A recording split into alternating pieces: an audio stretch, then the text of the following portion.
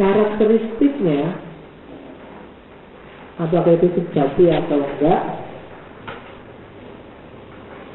ada 4. Ini sebenarnya Fletcher pinjam dari Erich Fromm. Ada banyak variasi, ada banyak model, cuma yang paling dikenal memang kategori dari Erich Fromm.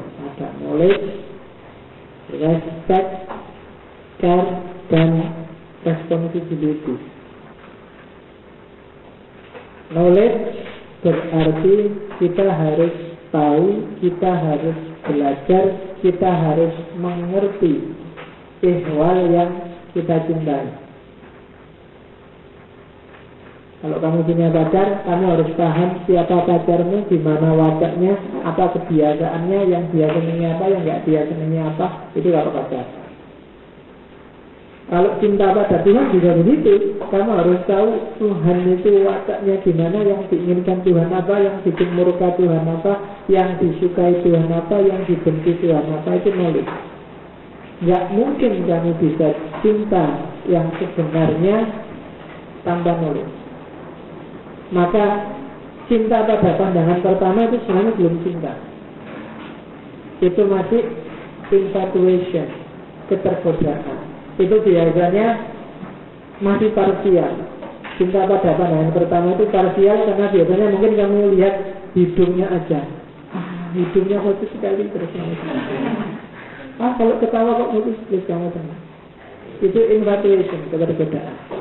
Boleh, ketertarikan fisik itu boleh, wajar. Kadang-kadang memang gerbangnya harus selalu ketertarikan fisik, infatuation. Tapi kamu harus masuk ke dalam kalau ingin cinta yang sebenarnya.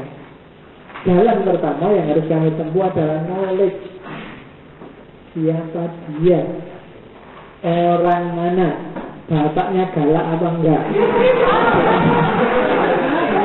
Loh iya loh, itu kan diantara strategi perjuangan kamu harus paham. Medannya harus jelas. Jadi itu knowledge. Jadi pengetahuan. Cinta Rasul. Boleh kamu tiap hari baca sholawat cinta Rasul, tapi gerbang cinta yang pertama adalah knowledge. Pahami siapa Nabi, baca sirahnya, apa yang diinginkan Nabi, apa yang disukai Nabi. Itu knowledge. Tanpa itu cinta kita masih cinta Buddha, cinta yang infatuation tadi.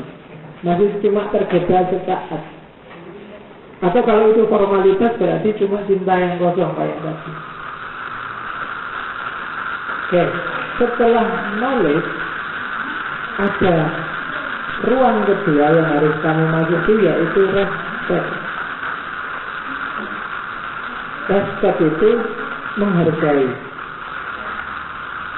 Menghargai.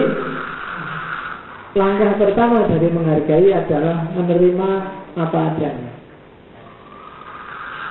Ya, jadi nggak kakean nuntut. Kalau kamu mau jadi pacarku, tiap hari kamu harus mau gini. Kalau mandi harus 2 hari sekali. Nah itu, ya, senangnya belum tidak menerima apa adanya. Terima dulu apa adanya, kamu hargai dia apa adanya. Kalau nggak suka punya pacar belajar dari pasar, nggak ngeyel nanti, nggak usah lah. Nah itu nggak hargai. Pasar itu nggak penting bikin orang, itu nggak respect.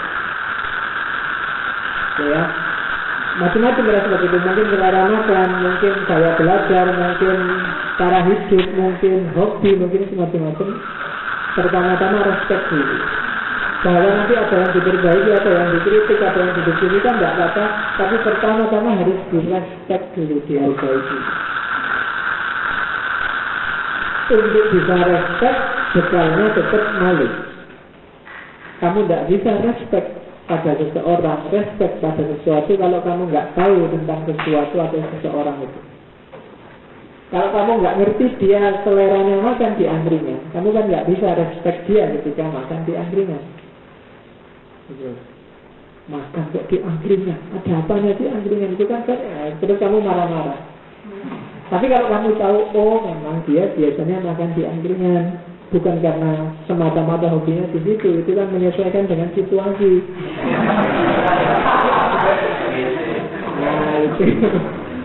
Dengan kamu ngerti sudah knowledge, jadi kamu bisa menghargai.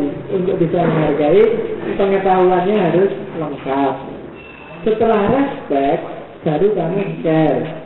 Setelah dihargai, baru kamu masuk dengan kepedulian. Tidak apa-apa sih kamu makan di angkringan. Cuma kelihatannya kalau angkringan itu nggak ada buah, nggak ada susu. Kan harus 45 sempurna. Oh, itu care, peduli. Ya besok kamu beli susu sama buah. Kalau nggak punya uang, buahnya kamu cari, susunya nggak bawain lah.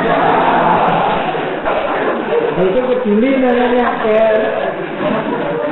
Oh, kamu kok ketawa ada orang yang susu. Pikiranmu mesti murung. Ya, jadi peduli. Kamu biasanya kalau Rebo ngaji filsafat, galak berarti nggak apa-apa lah. Kamu jangan apel hari Rebo, nggak apa-apa kan. Kamu waktunya ngaji. Atau waktunya ngaji kamu kok apel, jangan ngaji aja. Nah, itu care, peduli. Jadi setelah dihargai, terus dipeduliin itu, kalau yang tadi dihargai memang jelek, memang merusak, ya ini jangan gitu lah. Kan nggak bagus, nah itu peduli. Dan yang keempat, setelah peduli harus ada responsibility, tanggung jawab terhadap yang dilakukan bersama, yang dilakukan dia dan yang kamu lakukan. Semuanya ikut kamu tanggung, baik dalam hal yang paling vulgar sampai dalam hal yang paling lembut. Ya tanggung jawab lah, punya pacar, nggak punya kendaraan, sementara kamu punya, kuliahnya jauh, ya terus. Itu di antara contoh tanggung jawab. Ya tanggung jawab lah, katanya kamu cinta sama Allah. Ya disuruh sholat, ya sholat lah, disuruh puasa, ya puasa. Itu namanya bertanggung jawab. Ya setelah tadi tahu tentang, kalau cinta pada Allah berarti setelah tahu tentang Allah, respect, tidak komplain. Allah kok nyuruh-nyuruh sholat, enggak apa-apa mungkin. Itu respect namanya. Dan care, peduli, tidak cuek. Setelah care terus responsible, bertanggung jawab. Tidak lari dari tugas, tidak lari dari apa yang harus dilakukan. Jadi tanggung jawab itu kan tidak lari dari apa yang harus ditanggung dan tidak lari dari apa yang harus dijawab. Itu makanya bahasa Indonesia tanggung jawab.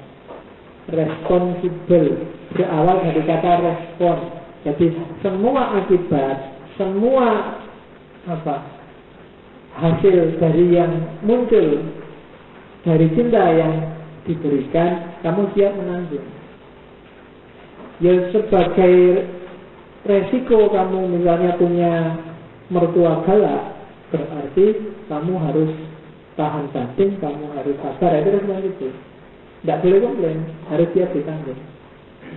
Jadi maka cinta yang tulus itu selalu biasanya 4 aspek ini harus ada. Sebelum 4 aspek ini ada masih belum, masih setengah-setengah antara infatuation, kadang cuma komitmen aja, kadang kehilangan passion, kadang kehilangan komitmen. Tapi kalau 4 ini ada, pengetahuannya ada, dihargai, tidak dicuekin, peduli, kemudian tanggung jawab. Cinta alam, cinta Rasul, cinta Tuhan, cinta apapun. Kalau 4 ini ada, insya Allah hidup jadi indah. Dunia ini rusak karena orang tidak saling mau tahu. Urusanmu, urusanku. Tidak ada yang mutual understanding, tidak mau berbagi knowledge. Dunia ini rusak karena orang tidak saling respect. Tidak mau tahu bahwa kalau kamu Muslim itu sebenarnya 99% karena bapakmu Islam, kamu hidup di dunia Islam, yang Kristen juga begitu, maka respect. Dan dunia ini rusak karena orang tidak saling peduli, tidak saling care. Dan terakhir dunia ini rusak karena orang saling lempar tanggung jawab. Kalau ada hasilnya enak, rebutan. Kalau ada hasilnya nggak enak, saling lempar, cari tanggung jawab.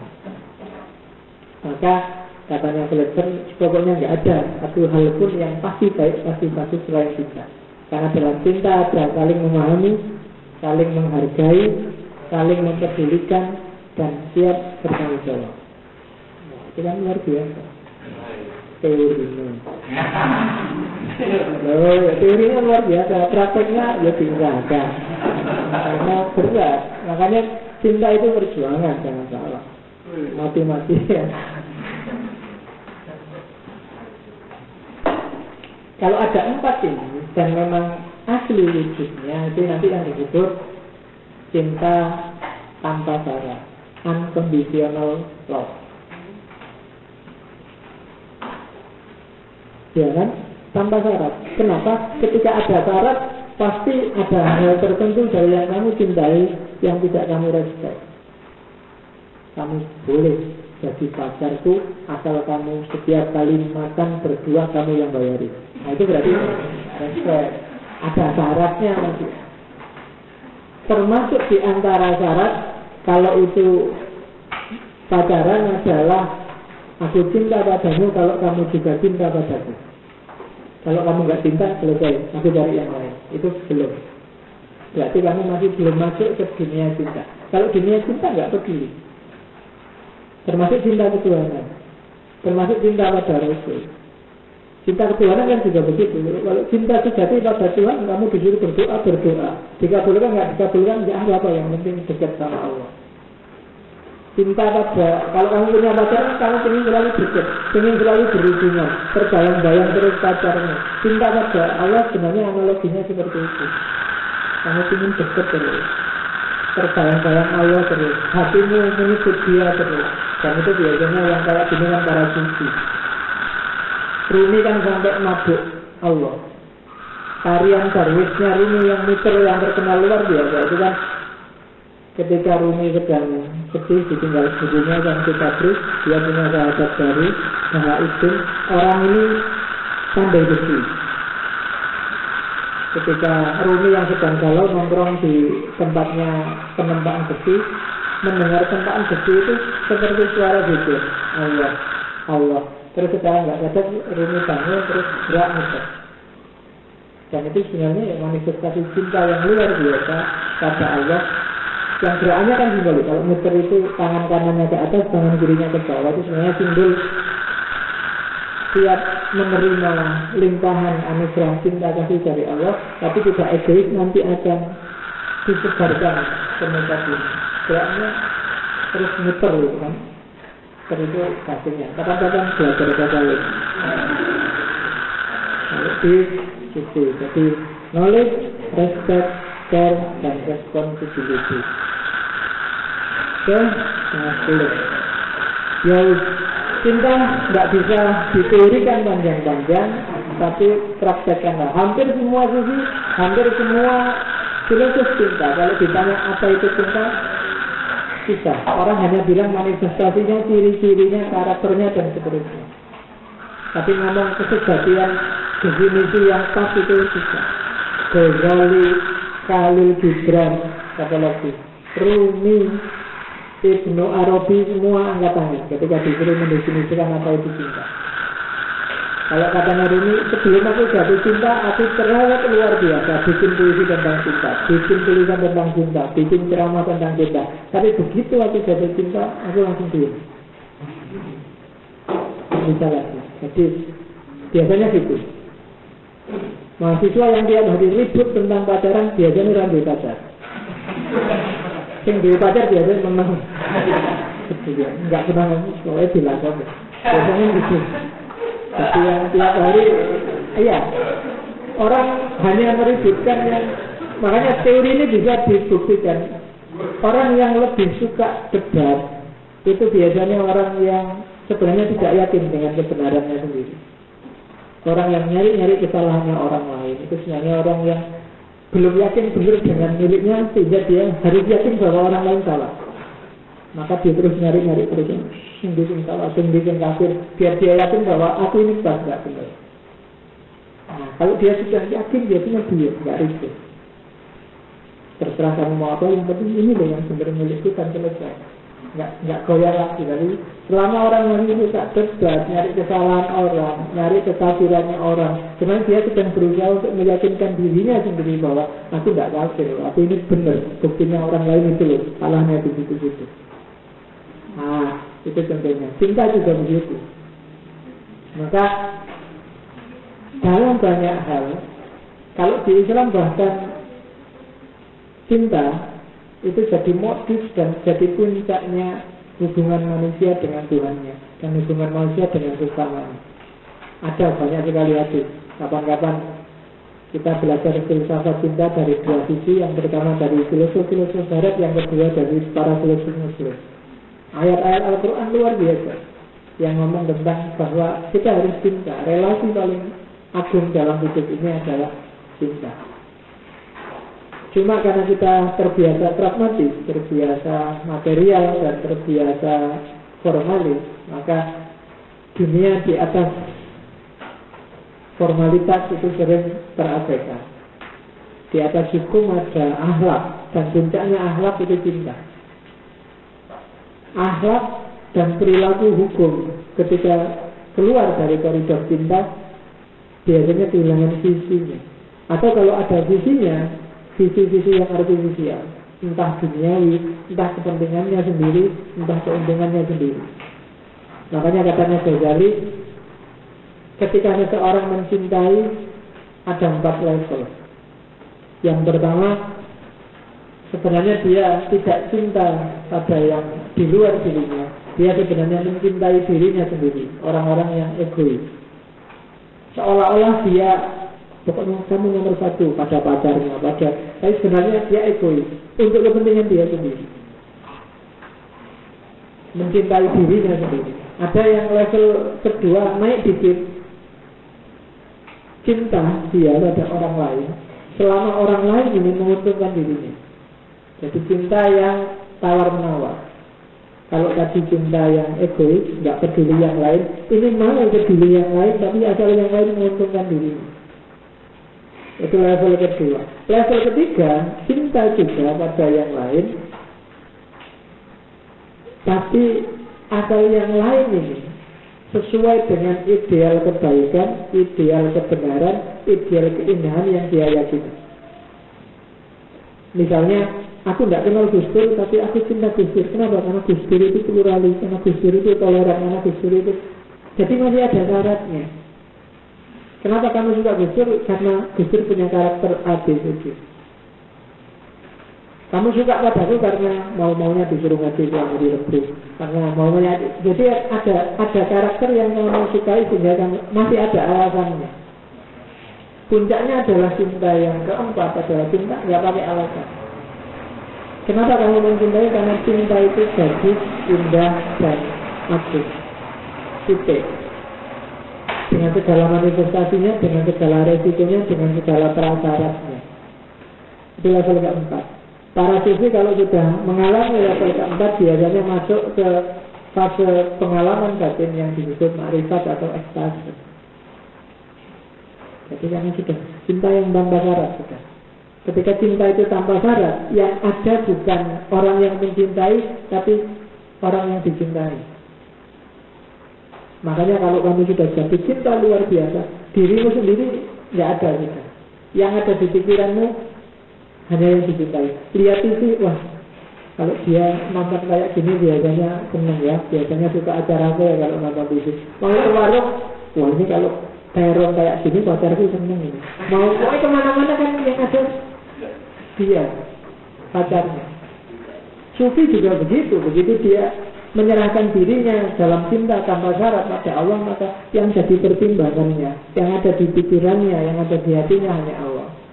Makanya puncaknya kan kalau dia berjalan, bukan dia yang berjalan tapi Allah. Kalau dia menggerakkan tangan, bukan dia yang bergerak tapi Allah. Kalau dia ngomong, bukan dia yang ngomong tapi Allah. Wa ma ramaita idh ramaita walakinna Allah haram. Nah itu puncaknya juga.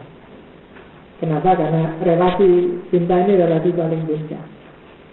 Ada banyak teori, ada banyak konsep, ada banyak filosofi, mulai Plato, Immanuel Kant, Aristoteles, semuanya punya. Next time kita bahas tentang cinta. Meskipun sebenarnya tidak sangat penting kami belajar filsafat cinta, yang sangat penting adalah berusahalah untuk selalu bersikap, berperilaku dalam koridor yang namanya cinta.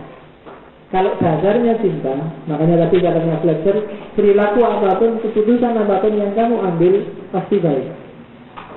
Dasarnya cinta itu berarti dasarnya adalah knowledge, respect, care, dan responsibility, maka hasilnya akan baik. Kalau kamu memutuskan sesuatu berdasarkan pengetahuan, berdasarkan penghargaanmu, berdasarkan kepedulianmu, dan berdasarkan tanggung jawabmu, insya Allah keputusan yang kamu ambil akan sah. Nah, itu etika situasi. Jadi ketika memutuskan sesuatu, pahami dulu situasinya, knowledge, kemudian hargai kenyataannya, respect, peduli dengan kondisinya, care, dan responsibility, ikut bertanggung jawab. Dari situ keputusan moral pasti bagus. Sementara semua nilai moral yang lain tergantung sesuai situasinya. Oke, saya kira itu etika sudah selesai. Sebenarnya masih panjang. Nanti kalau ada waktu kuliah etika kita sambung sesi kedua entah kapan. Tapi bagi yang berminat, tak sebut beberapa teori paling mutakhir tentang etika.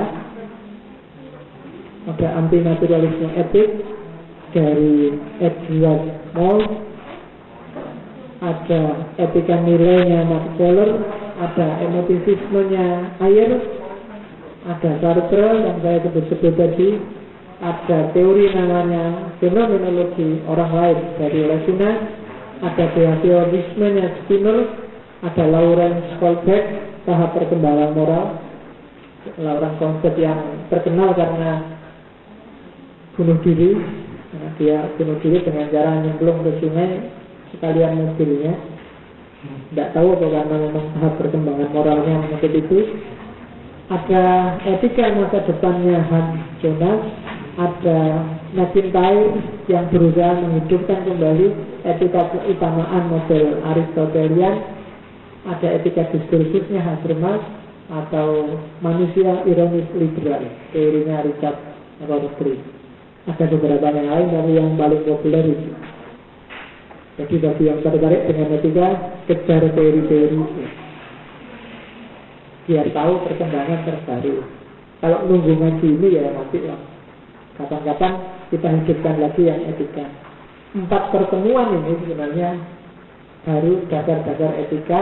Kita ngambil teori-teori etika paling besar, prinsip-prinsip dasar, mulai dari etika objektif, subjektif, deontologis, teleologis, kemudian etika altruisme, egoisme, dan relativisme, terakhir kemarin religius etik, dan hari ini etika situasi. Bagi saya dasar-dasar etika kamu sudah tahu, tinggal kuliah etika yang beneran. Ya, belajar etika yang beneran maksudnya. Kamu sudah ngerti gambarannya. Ya kalau lupa-lupa yang kemarin diputar lagi aja rekamannya, kan bisa di download itu kelihatan. Saya baru tahu kemarin kalau ada yang download-downloadan. Cuma kalau mengirim suaraku sendiri nggak enak luar biasa. Itu nggak akan mengirim rekamannya. Karena ya sudah bolak-balik orang kritik suaranya kurang canggih wesjen lah. Nanti kalau tak rekayasa ceramah mau Bung Karno kamu malah nggak enak. Jadi biar santai ya ngene kuwi suaraku ya kayak gini gayanya, jadi harap maklum. Nggak bisa berhati-hati. Makanya kalau lagi ngomong filsafat yang berhati-hati jadi nggak nyambung. Hanya filsafat yang santai-santai aja. Oke. Saya kira itu ya untuk malam ini. Minggu depan kita ngomong yang indah-indah. Setelah ngomong cinta-cintaan, sebenarnya kenapa saya tutup dengan etika situasi yang dasarnya cinta? Karena mulai minggu depan kita masuk ke etika situasi, ada beberapa hal yang pasti bersinggungan dengan yang namanya cinta. Cuma fokusnya pada keindahan. Karena salah satu variabel cinta adalah keindahan, beauty. Kita mulai minggu depan, insya Allah semoga nggak banyak halangan untuk kosong. Makanya kita doakan semoga bisa lancar sampai kamu lulus, biar nanti dilanjutkan oleh adik kelasmu. Biar nanti. Oke, ada pertanyaan? Alhamdulillah selalu nggak ada. Saya itu selalu lupa kalau ngomong mesti ketawa. Cuma mau tak kasih gaji kalian malam. Ya next time lah dikumpulin aja pertanyaannya macam-macam. Nanti ada satu sesi yang pertanyaannya di awal kita kumpulin, terus setengah sesi yang belakang baru ceramah. Dikumpulin aja pertanyaannya, ada ganjalan apa mulai dari tema hari ini sampai tema bahkan tema yang sampai pertama juga boleh. Kalau saya nggak bisa jawab ya utang, nanti dicari jawabannya di luar, minggu depannya tak jawab lagi. Oke, saya kira itu saya akhiri sekian. Wallahu a'lam bishawab. Wallahul muwaffiq. Assalamualaikum warahmatullahi wabarakatuh.